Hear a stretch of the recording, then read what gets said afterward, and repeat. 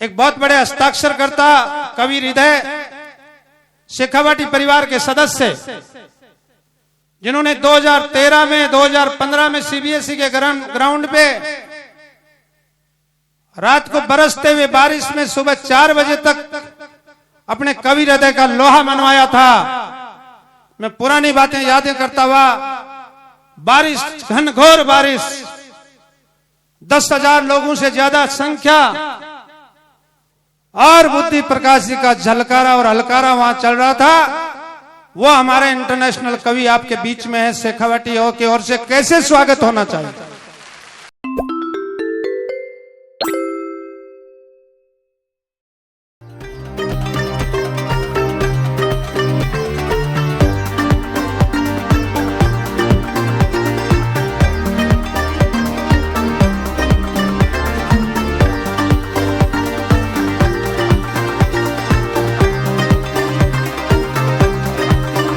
बहुत अच्छा लगा आप सबके बीच आकर। कोरोना का जिक्र कर रहे थे आदरणीय रणवा जी। बहुत ही खराब समय था, इतना खराब था कि हम कवियों का भी बहुत खराब था। हम भी घर पे पड़े ही रहते थे, इतना सोए कि सपने भी रिपीट होने लग गए थे। मेरे साथ संकट ये था कि मेरे हर 2 सपनों के बीच में विज्ञापन भी आने लग गए थे। बड़ी विचित्र स्थिति थी। समाज में बड़ा बदलाव देखने को मिला। टेलीविजन और अखबारों के समाचार तक बदल गए। घर पर रहते रहते पति को हुआ अपनी ही पत्नी से प्यार।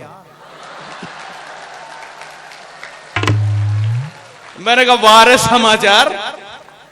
एक आदमी तो गया दौड़ते हुए डॉक्टर के पास कि डॉक्टर साहब मैं योग करता हूं, आसन करता हूं, प्राणायाम करता हूं, नींबू के पानी से गरारे करता हूं, गर्म पानी पीता हूं, दिन में 50 बार हाथ धोता हूं, 100 बार हैंड सैनिटाइज करता हूं, वैक्सीन के दोनों डोज लगवा दिए, अब बताओ मैं और क्या करूं। डॉक्टर साहब बोले भैया अब तो भगवान नरसिंह अवतार ले तो ही तेरी मृत्यु हो सकती है। ऐसा समय, ऐसा सीन भगवान नहीं करे कि दुनिया दोबारा देखे। बड़ी विचित्र स्थिति थी, कहीं जा नहीं सकते थे। घर से बाहर निकलो तो पुलिस के सज्जन सम्मान करते थे। आदमी सूजी लेने जाता था, सूजी हुई लेके आता था।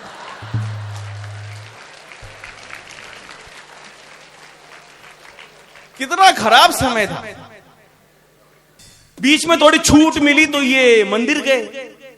जाते ही पुजारी जी से कहा पुजारी जी बहुत डर लग रहा है। पुजारी जी बोले डरने की कोई जरूरत नहीं है, अपना दायां हाथ आगे बढ़ाओ। तो इन्होंने आंख बंद करके श्रद्धा, विश्वास और आस्था के साथ अपना दायां हाथ आगे बढ़ाया। पुजारी जी ने कुछ द्रव दिया, ये पी गया।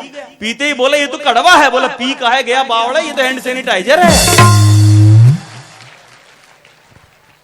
कितना खराब समय था। कोरोना काल में जो परिवर्तन हमें देखने को मिले, आप सब भी बहुत अच्छा सुन रहे हैं, मुझे अच्छा लग रहा है। क्या क्या परिवर्तन आपने भी देखे हो और मेरे देखे हुए से मेल खाता हो तो उत्साह को प्रकट करते रहना। पहले जो आदमी घर पे ही पड़ा रहता था उसको लोग निकम्मा कहते थे। कोरोना काल में ऐसे लोग समझदार कहलाने लगे, कुछ करने की जरूरत ही नहीं पड़ी। पहले जब कोई चलते हुए आदमी के सामने कोई छींक देता था तो आदमी रुक जाता था, शगुन अब शगुन के हिसाब से, क्या पता काम नहीं बने। और कोरोना के टाइम में पास खड़ा हुआ कोई आदमी चीख दे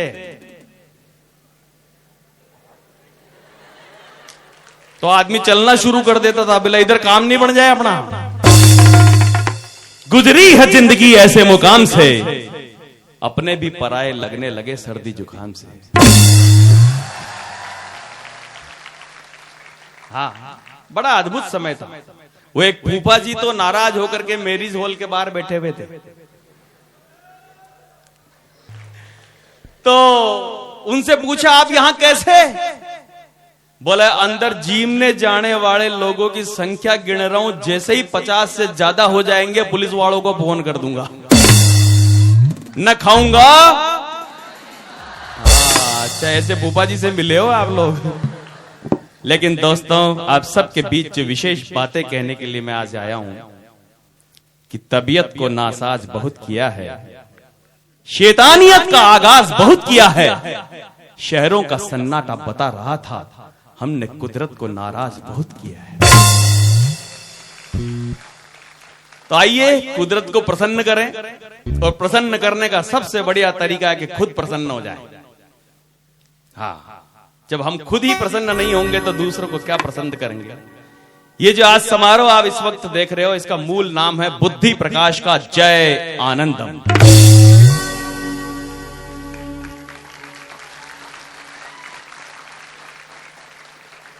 क्योंकि कोरोना काल हम सब ने देखा, और उस कोरोना काल में हम जिंदा बच गए, तो अब क्या करना चाहिए। कोरोना से पहले हम सुख और दुख प्राप्त करते रहे, जिंदा बच गए तो परमात्मा का शुक्रिया करते हुए हमें आनंद करना चाहिए। तो शेखावाटी शिक्षण संस्थान ने आपके आनंद का उपक्रम किया है। ये मनुष्य देह उस परम तत्व की सबसे अनमोल निशानी है। जो कुछ आपको आप प्राप्त करना है, आप इसी शरीर में प्राप्त कर सकते हो, इसलिए इसका बहुत महत्वपूर्ण ध्यान रखना जरूरी है। ये मनुष्य देह उस परम तत्व की सबसे अनमोल निशानी है, वरना बिन आनंद के ये सारा जीवन बेमानी है। तो जीवन को आनंद और उत्सव में तब्दील करने के लिए आइए कुछ हंसी मजाक हो जाए, कुछ आनंद की बातें हो जाए। अभी मैं स्टार्ट नहीं हुआ, अभी तो मैंने सरस्वती वंदना भी नहीं की।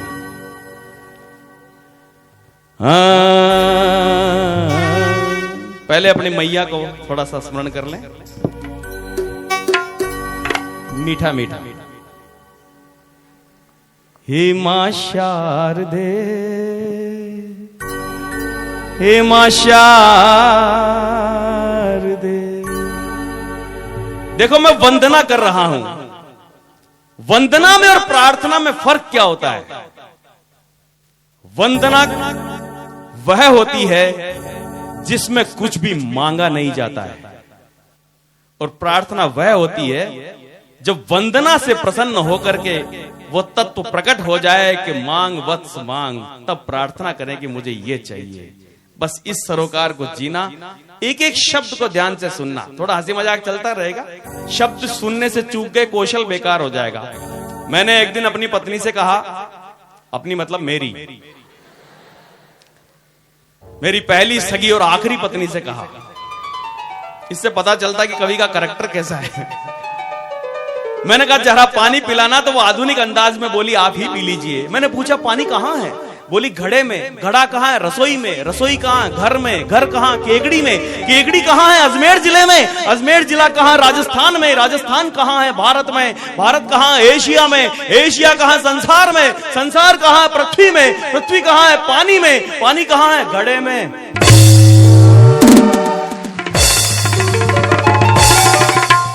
ये सृष्टि का समग्र चक्र है, इसको बस ध्यान से देखने के लिए मुझे आज ध्यान से सुनना, आपको बहुत आनंद दूंगा। हे मां शारदे, हे मां शारदे, आशाओं और भाषाओं की सारी दुनिया तुझसे टकटिंग। आशाओं और भाषाओं की सारी दुनिया तुझसे, वेद मात द्युति मंगलकारी सारी ध्वनिया तुझसे। हे मां शारदे, हे मां शारदे, हे मां शारदे, हे मां शारदे, हे मां शारदे, हे मां शारदे। देखो इस स्वयं चेतना मेधा जननी सारी प्रज्ञा तुझसे। सरस्वती कोई स्त्री नहीं है जिसने सफेद रंग के वस्त्र पहन रखे और मूर्ति के रूप में बैठी हो। सरस्वती तो वो तत्व शक्ति है जिसके द्वारा आपकी मेधा प्रदीप्त होती है, और उसके प्रदीप्त हो जाने के बाद आपका मस्तिष्क सोचने, समझने और संकल्प करने की शक्ति को धारण करता है। उसी का नाम सरस्वती है। इस स्वयं चेतना मेधा जननी सारी प्रज्ञा तुझसे, परम तत्व के अनुभव वाली सारी विद्या तुझसे। हे मां शारदे, हे मां शारदे, मां शारदे, मां शारदे, हे मां शारदे, हे मां शारदे, हे मां शारदे। ये वंदना चल रही है मेधा के प्रदीप्त करने की। जब तो ऋषियों ने कहा हमारे वेदों में, याम मेधाम देव गणा पितर रश्यो उपासते तया मामद्य मेधयाग्ने मेधा विनम कुरु स्वाहा। आहा